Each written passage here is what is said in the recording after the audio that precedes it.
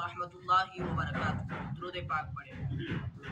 اللہم صلی علی محمد وعلی آل محمد کما صلیت علی ابراہیم وعلی آل ابراہیم انک حمید مجید۔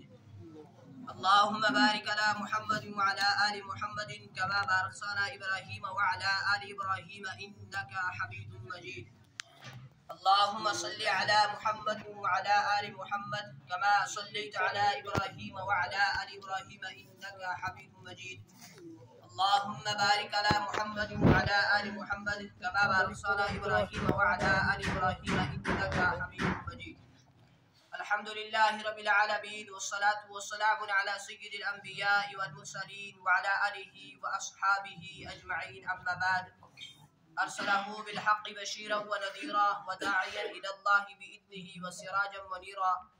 فقد قال اللہ تبارک وتعالی فی الکلام المجید والفرقان الحمید۔ فاعوذ باللہ من الشیطان الرجیم، بسم اللہ الرحمن الرحیم۔ یا ایہا الذین آمنوا کتب علیکم الصیام کما کتب علی الذین من قبلکم لعلکم تتقون ایاما معدودات فمن كان منكم مريضا او على سفر فعدة من ايام اخر وعلى الذين يطيقونه ففدية طعام مسكين ومن تطوع خيرا فهو خير له وان تصوموا خير لكم ان كنتم تعلمون شهر رمضان الذي انزل فيه القرآن هدى للناس وبينات من الهدى والفرقان۔ صدق اللہ العظیم وصدق رسولہ النبی الکریم ونحن على ذلك لمن الشاہدین والشاکرین والحمد للہ رب العالمین۔ قال النبی صلی اللہ علیہ وسلم من صام رمضان ایمانا واحتسابا غفر له ما تقدم من ذنبه، وقال النبی صلی اللہ علیہ وسلم الصوم جنہ او كما قال علیہ الصلاۃ والسلام۔ محترم عزت بزرگ اور دوستوں اور معزز صاحبین کرام، اللہ رب العزت کا بے حد فضل، کرم، احسان، شکر کہ جس پروردگار عالم نے اس گئے گزرے دور کے اندر، اس فتنے والے دور کے اندر ہمیں یہ توفیق عطا فرمائی کہ ہم سب اس کی اس پاگھر کے اندر حاضر ہیں۔ آمین۔ اللہ سے دعا کریں اللہ ہماری اس حاضری کو بے حد قبول فرمائے، آمین۔ ہمارے لیے دنیا کے اندر ہدایت کا اور آخرت کے اندر نجات کا، بخشش کا، مغفرت کا۔ آمین آمین۔ معزز سامعین کرام، جیسا کہ ہم سب اس بات سے بخوبی واقف ہیں، صرف بڑے ہی نہیں بلکہ چھوٹے بچے بھی اس بات سے بخوبی واقف ہیں کہ آج اسلامی مہینوں کے اعتبار سے کون سا مہینہ چل رہا ہے۔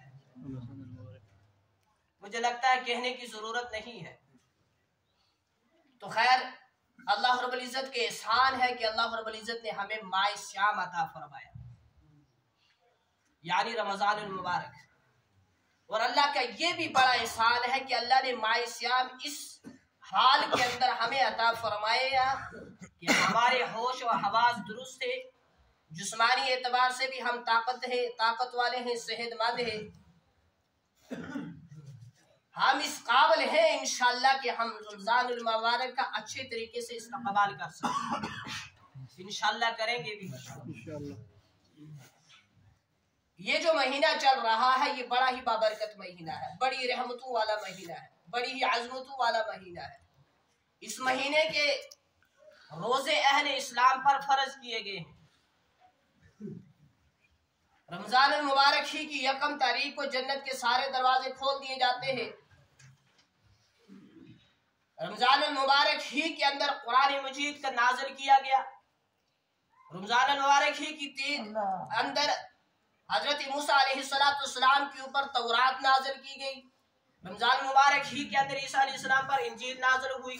رمضان المبارک ہی کے اندر حضرت داؤد علیہ السلام پر زبور نازل ہوئی۔ اور رمضان المبارک ہی کے اندر جہاد فرض ہوا۔ رمضان المبارک ہی کے اندر حضرت سیدہ عائشہ رضی اللہ تعالیٰ عنہ کے انتقال ہوا۔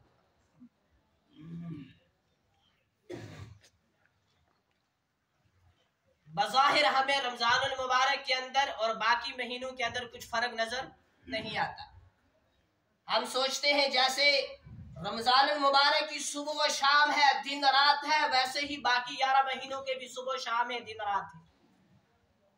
مگر حقیقت میں بزرگوں ہماری آنکھوں میں وہ قوت کہاں، وہ بینائی کہاں جو رمضان المبارک کی انوارات کو، برکات کو محسوس کر سکے، دیکھ سکے۔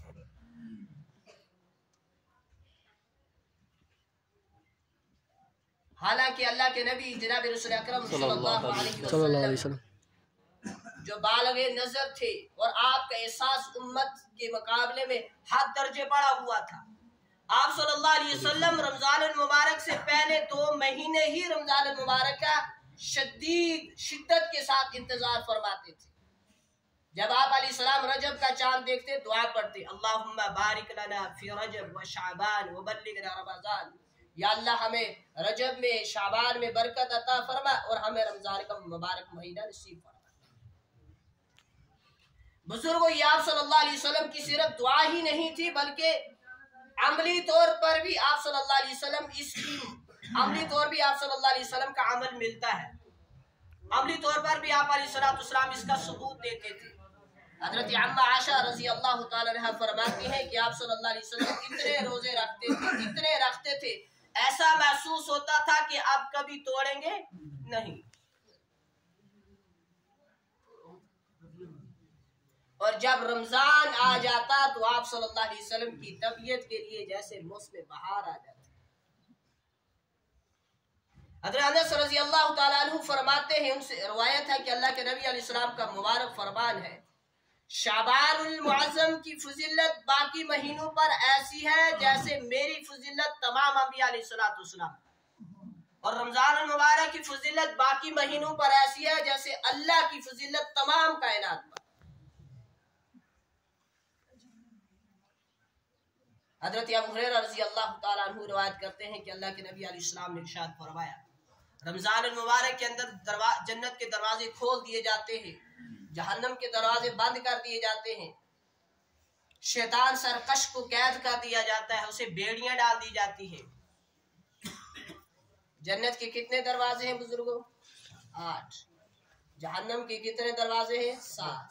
تو اس 8 کے 8 اس کے اندر رمضان مبارک کے اندر کھول دیے جاتے ہیں جنت کے، اور 7 کے ساتھ جہنم کے بند کر دیے جاتے ہیں رمضان مبارک کے اندر۔ شیطان کو قید کیا جاتا ہے، اسی وجہ سے لوگوں سے زیادہ تر تقوی نیکی کا ظہور ہوتا ہے رمضان المبارک کے اندر، جو باقی مہینوں کے اندر نہیں ہوتا۔ مگر بزرگوں، یہ کمال نہیں ہے کہ شیطان بندہ ہوا ہے، شیطان قید ہے اور ہم مسجدوں کے اندر اتنے آ رہے ہیں کہ مسجد کے اندر پاؤں رکھنے کی جگہ نہیں ہے۔ کمال تو تب ہے جب شیطان کھلا ہو، مسجد کے اندر اتنے لوگ ہوں کہ قدم رکھنے کی جگہ نہ مل رہی۔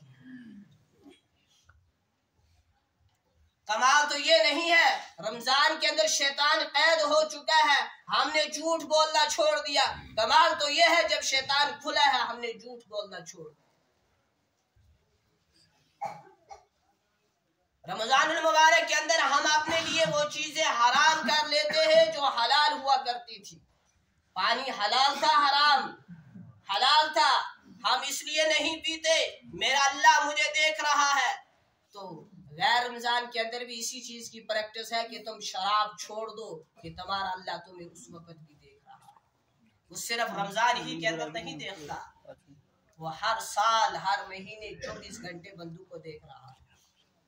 رمضان کے اندر ہم نے کھانا اس وجہ سے چھوڑ دیا، میں نہیں کھاؤں گا، میرا رب مجھے دیکھ رہا ہے۔ یہ اس چیز کی پریکٹس ہے، یہ اس چیز کی تیاری ہے، یہ اس چیز کا استقبال ہے کہ تم غیر رمضان کے اندر بھی سود کھانا چھوڑ دو، کیونکہ سود اللہ غیر رمضان کے اندر بھی دیکھتا ہے اور رمضان کے اندر بھی دیکھتا ہے۔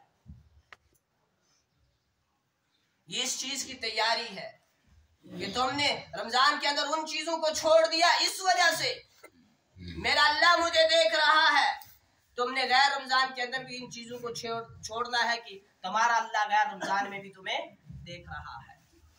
اور جب یہ تصور انسان کے ساتھ جڑ جائے گا کہ میرا اللہ، میرا خالق، میرا مالک مجھے دیکھ رہا ہے، پھر انشاءاللہ العزیز وہ گناہ کے قریب تک نہیں جائے گا۔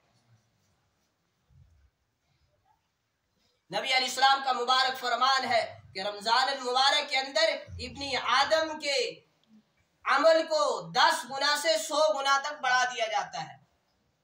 یہ ایسا رحمتوں والا برکتوں والا مہینہ ہے کہ رمضان المبارک کے اندر نفل ایک ادا کرنے پر کس کے برابر ثواب ملتا ہے؟ فرض ادا کرنے پر، اور فرض کو ادا کرنے پر 70 معمولی فرضوں کے برابر ثواب ملتا ہے۔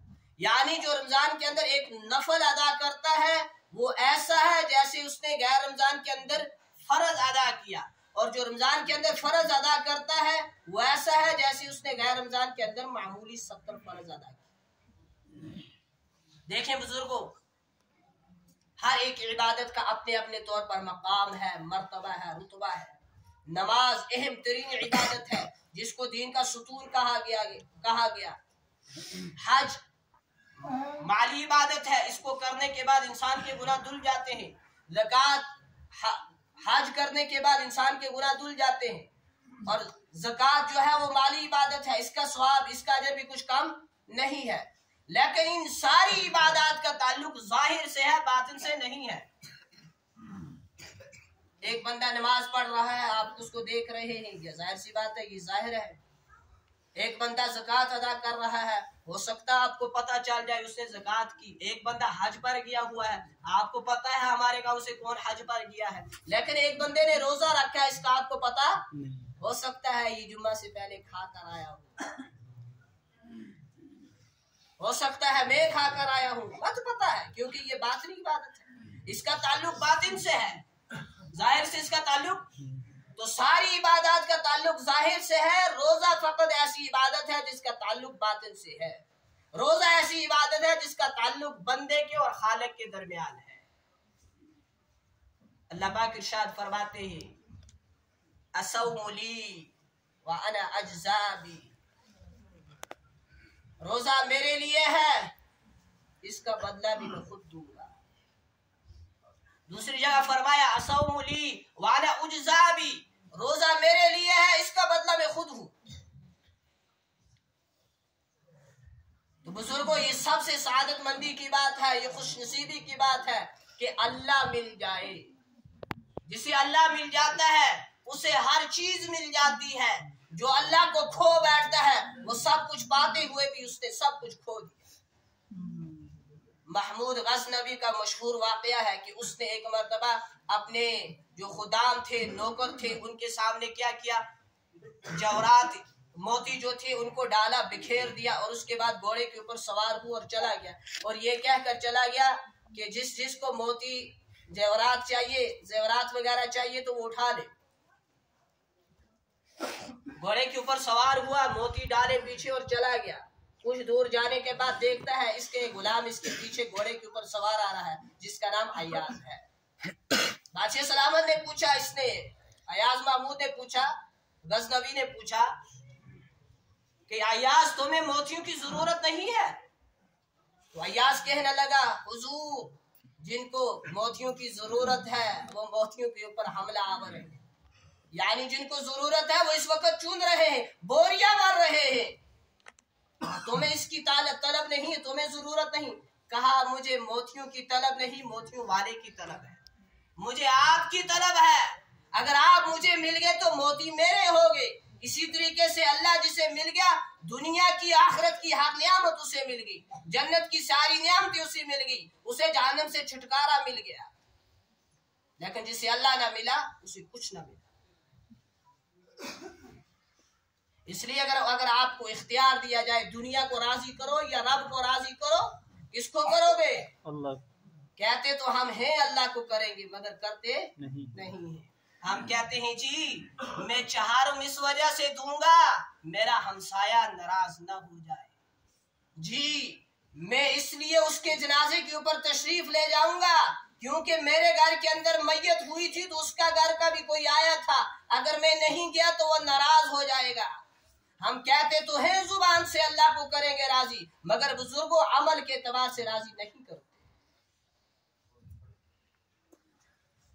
جی فلاں ناراض ہو جائیں گے، بستی والے کیا کہیں گے، ہمسائے کیا کہیں گے، تم نے چہارم نہ دی، تمہیں کچھ بنا ہی نہیں، لوگ کیا کہیں گے۔ تو ہم کہتے تو ہیں اللہ کو کریں گے راضی، مگر کرتے نہیں ہیں۔ یہ صرف زبان کی باتیں ہیں۔ یہ اللہ کو راضی کریں گے مگر کرتے نہیں. بس اس لیے پیغام ہی آپ کو ان بیانات کے ذریعے سے یہ دیا جا رہا ہے کہ اللہ کو راضی کر لو, اللہ کے ساتھ اپنا تعلق جوڑ لو, اللہ کی طرف رجوع کر لو, گناہوں پر توبہ استغفار کر لو. تو خیر جس کو اللہ مل جاتا ہے اسے سب کچھ مل جاتا ہے, جسے اللہ نہ ملا اسے کچھ نہ ملا.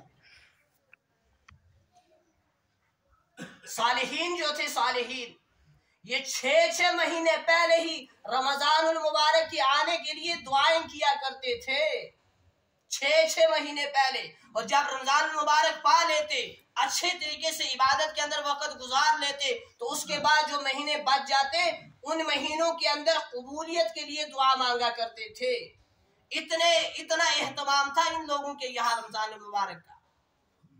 اور پھر جب کسی کی بزرگی کی بات کرتے نا بزرگوں, تو پتہ ہے کیا کہتے کہ وہ فلانا اتنا بڑا بزرگ ہے, اس نے اپنی زندگی کے اتنے رمضان گزارے.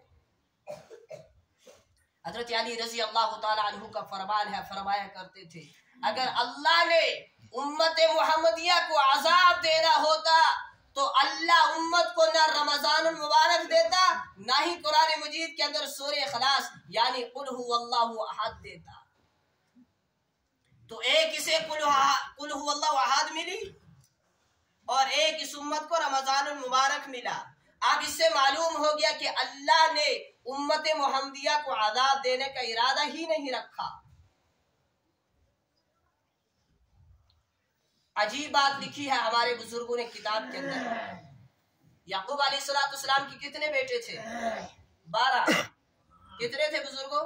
12. 11 بیٹے تھے اور 12 میں حضرت یوسف علیہ السلام بھی تھے, ٹوٹل 12 تھے. تو فرماتے ہیں کہ ان کو پوچھا جائے, ان سے کہا جائے تو یہ لوگ کہتے ہیں, باقی 11 بیٹے کہتے ہیں ہماری مغفرت, ہماری بخشش 12 بیٹے حضرت یوسف علیہ السلام کی وجہ سے ہوئی. تو ٹھیک اسی طرح سال کے کتنے مہینے ہیں؟ 12. تو 11 مہینے جو ہمارے گناہوں کے اندر گزرتے ہیں, ان گناہوں کی معافی بھی اس 12 مہینے یعنی رمضان المبارک کی برکت سے ہوتی ہے, جس کی مثال ہے حضرت یوسف علیہ السلام.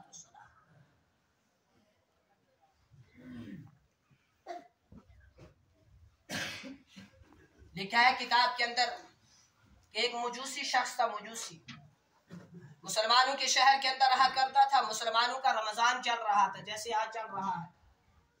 تو اس مجوسی کے بیٹے نے سرعام رستے کے اندر کھانا کھایا, یعنی نعوذ باللہ رمضان کا ادب نہیں کیا, توہین کی, سامنے کھانا کھایا. اس مجوسی نے آ کر اپنے بیٹے کو تھپڑ مارا, کہا بیٹے تمہیں شرم نہیں آتی؟ مسلمانوں کا رمضان چل رہا ہے, تم علن اعلان کھا رہے ہو, کچھ تو ادب احترام کر لو رمضان کا. تھا کیا مجوسی رمضان کا ادب کر رہا ہے, یہاں مسلمانوں کا ادب نہیں ہے, چھپ چھپ کر کھا رہے. کہتے سوچتے ہوں گے ہمیں کوئی نہیں دیکھتا. اللہ ہر ایک کو دیکھتا ہے.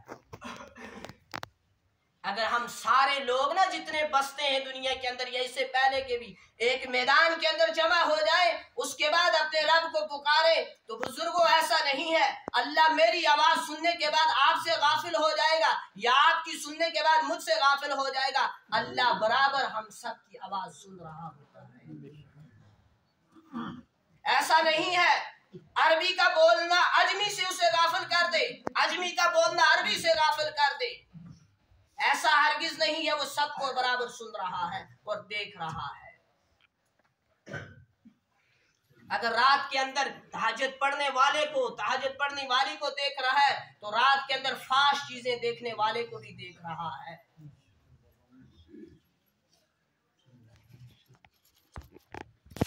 تو خیر لکھا ہے کہ اس نے آ کر اپنے بیٹے کو تھپڑ مارا, کہا تم رمضان کے احترام ادب کیوں نہیں کرتے؟ مسلمانوں کا رمضان چل رہا, تم سریعام کھا رہے ہو. یہ کرنے کے بعد مجوسی مر جاتا ہے. جب وہ مرا تو ایک بزرگ نے خواب کے اندر دیکھا جنت کے اندر سیر کر رہا ہے.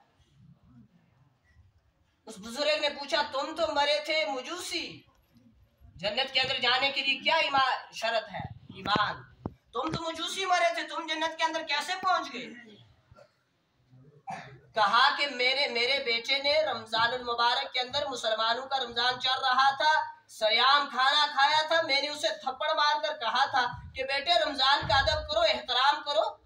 اس عمل کی وجہ سے جب میں مر رہا تھا اللہ نے مجھے کلمہ پڑھنے کی توفیق عطا کر، اور جب میں اللہ کے حضور پیش کیا گیا تو رمضان نے میری سفارش کی۔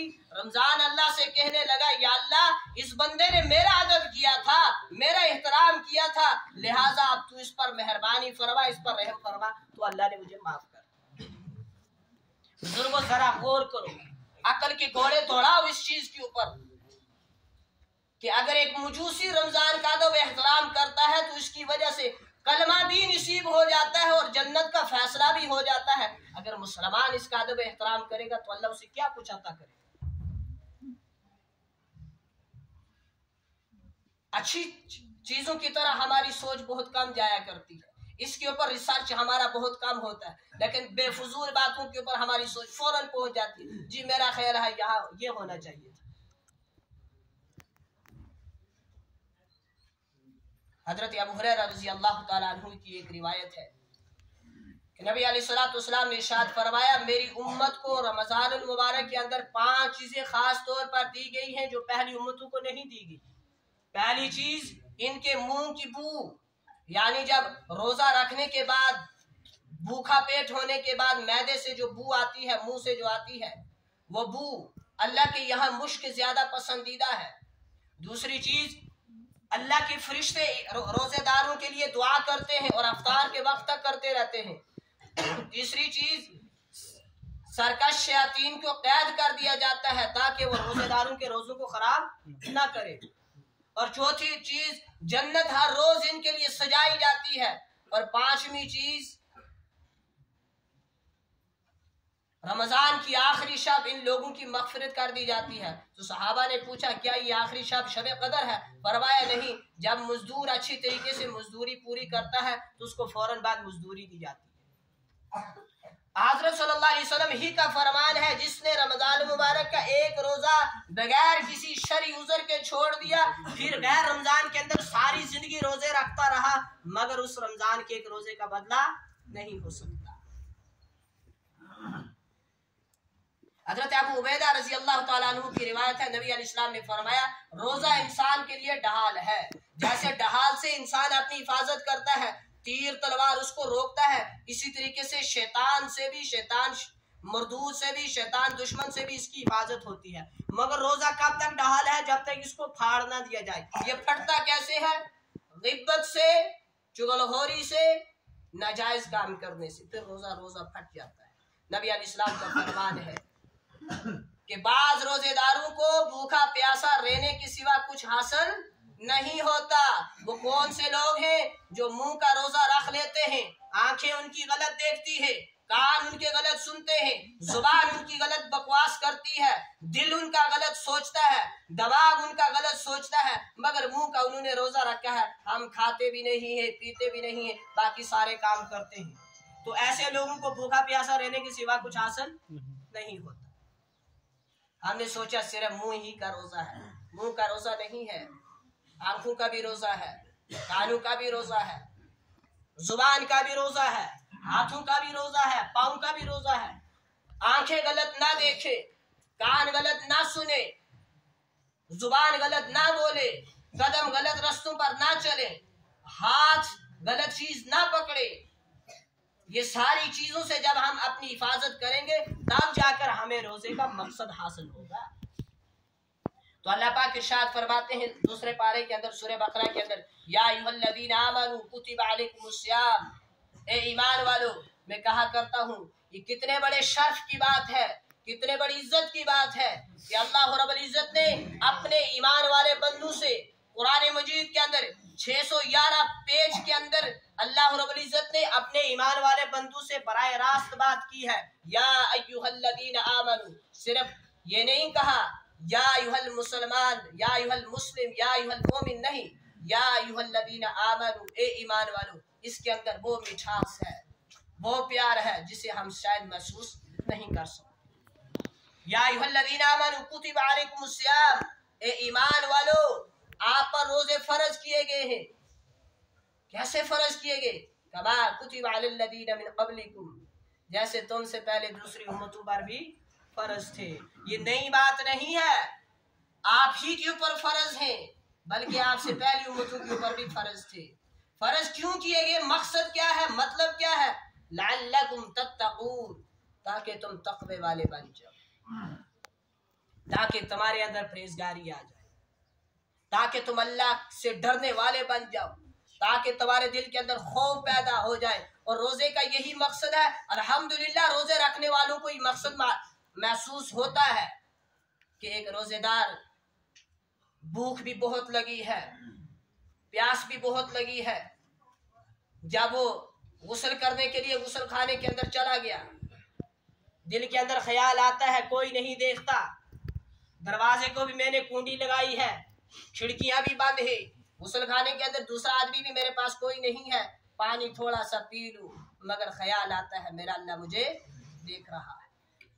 जुबान खुश्क हो रही है, कलेजा बाहर को आ रहा है, भूख बहुत तड़पा रही है, बंदा किचन के अंदर पहुंच गया, किचन के अंदर घर वाले कुछ भी नहीं है, कोई भी नहीं है, थोड़ा सा ख्याल आता है थोड़ा सा खा लूं, थोड़ा सा पी लूं, मगर ख्याल आता है नहीं मेरा अल्लाह मुझे देख रहा है। तो मैं कहा करता हूं, अगर रमजान जैसा मकसद हमें मालूम हो जाए, महसूस हो जाए, तो बाकी 11 महीनों में भी इंशाअल्लाह हम शराब के करीब नहीं जाएंगे, सूद के करीब नहीं जाएंगे, रिश्वत के करीब नहीं जाएंगे।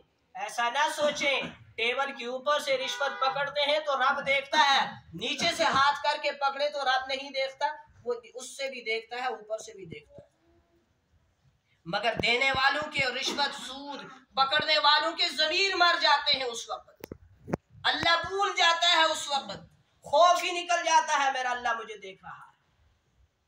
दूसरा बुराई करता है तो उसे लोग कहते ओह शर्म नहीं आती तुझे, तुझे अल्लाह देख रहा है, तू करता है उस वक्त अल्लाह नहीं देखता।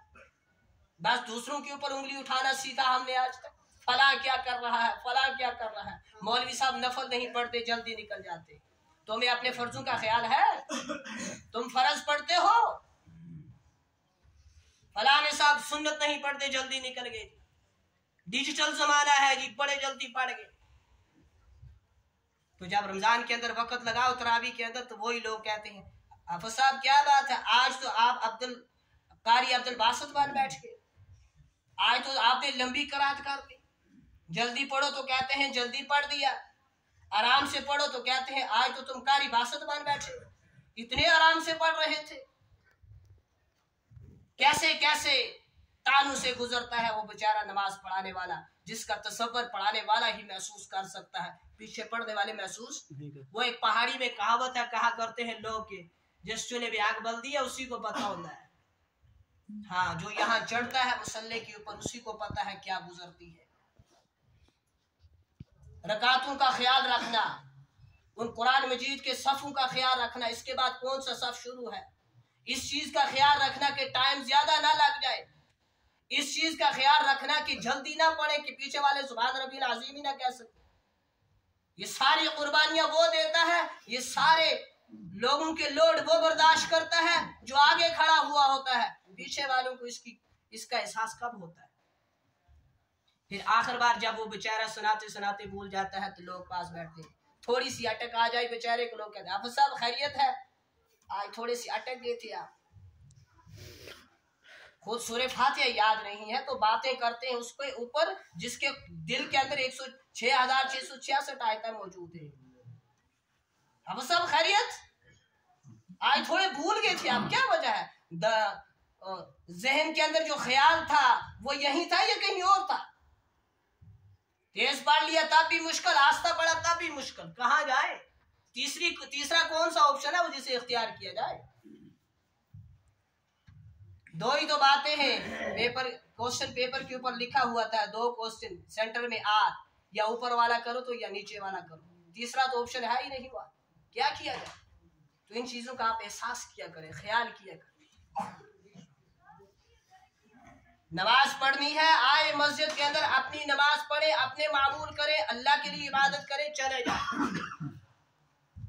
किसी को ना देखें, यूं करता है, वो यूं करता है, वो यूं करता है, वो यूं करता है। جب انسان دوسروں کو دیکھتا رہے گا نا بزرگوں، واللہ اسے اپنی اصلاح کی فرصت نہیں ملے گی. اسرائیل علیہ السلام حاضر خدمت ہو جائے گی. جو صرف دوسروں کو دیکھتا رہے گا، وہ یہ کرتا ہے، وہ یہ کرتا ہے، یہ وہ کرتا ہے، وہ کرتا ہے، اپنے بارے میں جب انسان بالکل غافل ہو جائے گا تو پتہ ہی نہیں چلے گا، روح بھی قبض ہو جائے گی. اس لیے ان چیزوں سے پرہیز کریں اور اس چیز کا معمول بنائے. رمضان المبارک کے اندر اچھی طریقے سے لوگوں کو افطار کرائے. فرمایا جو لوگوں کو افطار کراتا ہے اسے ویسے ہی ثواب ملتا ہے جیسے روزے دار کو ملتا ہے، اس سے ذرا برابر بھی کم نہیں ہوگا. تو صحابہ نے پوچھا تھا کہ ہمارے پاس اتنی طاقت نہیں، اتنی استطاعت نہیں کہ ہم اس کو پیٹ بھر کر کھلائیں. تو جواب نبی علیہ السلام نے ارشاد فرمایا تھا یہ پیٹ بھر کر کھانے پر ثواب نہیں کیا جاتا تھا، بلکہ کوئی پانی کا گھونٹ پلا دے، لسی کا گھونٹ پلا دے، یہ کھجور سے افطار کرا دے، تب بھی اللہ رب العزت ثواب عطا کرتے ہیں. تو خیر رمضان المبارک کا مہینہ چل رہا ہے، اس کے اندر روزوں کا بھی اہتمام کرے اور نماز تراویح کا بھی اہتمام کرے. جیسے نماز تراویح مردوں کے اوپر سنت موقیدہ ہے پڑھنی، ویسے ہی کس کے اوپر ہے؟ فیمیل کے اوپر بھی، عورتوں کے اوپر بھی ہے. لیکن اس کی تعداد زیادہ ہے. الحمدللہ روزے بہت سارے لوگ رکھتے ہیں، مگر یہ بہت کمزوری ہے، تراویح بہت کم لوگ پڑھتے ہیں. اس لیے ان دونوں چیزوں کا اہتمام کریں. ٹھیک ہے انشاءاللہ. رمضان المبارک نیکیاں کمانے کا سیزن ہے. مجھے مولانا ابوالکلام آزاد رحمۃ اللہ علیہ کی یہ بات بڑی پسند آئی. انہوں نے لکھا ہے کہ رمضان المبارک بونے کا مہینہ ہے اور باقی 11 مہینے کاٹنے کا مہینہ ہے. تم رمضان المبارک کے اندر جتنی عبادت کرو گے، غیر رمضان کے اندر اللہ اتنی ہی عبادت کی توفیق دے گا. تم رمضان کے اندر عبادت نہیں کرو گے تو غیر رمضان کے اندر تمہیں عبادت کی توفیق اللہ نہیں دے گا. اس لیے جتنا چاہو ہو سکے، جتنا ہو سکے زیادہ سے زیادہ عبادت کرو. نوافل نماز کی کثرت کرو. تہجد آج صبح انسان آرام سے پڑھ سکتا ہے، تہجد پڑھو. فرض نماز کے اہتمام کرو. اور بزرگوں یہ میری بات ہمیشہ ذہن کے اندر لے جائے، جیسے رمضان کے اندر 5 نمازیں عاقل بالغ کے اوپر فرض تھی، غیر رمضان کے اندر بھی فرض ہے. جیسے رمضان کے اندر مجمع بھرا ہوا ہے، مسجد بھری ہوئی ہے، یہ ارادہ لے کر جاؤ، یہ عزم لے کر جاؤ کہ غیر رمضان کے اندر بھی ایسے ہی بھری رہے گی انشاءاللہ الرحمن. کوئی سخت بات نکلی ہو تو میں معذرت خواہ ہوں، لیکن جو بھی میں نے کہا یہ حقیقت ہی تھا. لیکن حقیقت ہر ایک کو برداشت نہیں ہوتی. اللہ سے دعا ہے کہ جو کہا گیا جو سنا گیا اللہ پاک اس پر ہم سب کو عمل کی توفیق.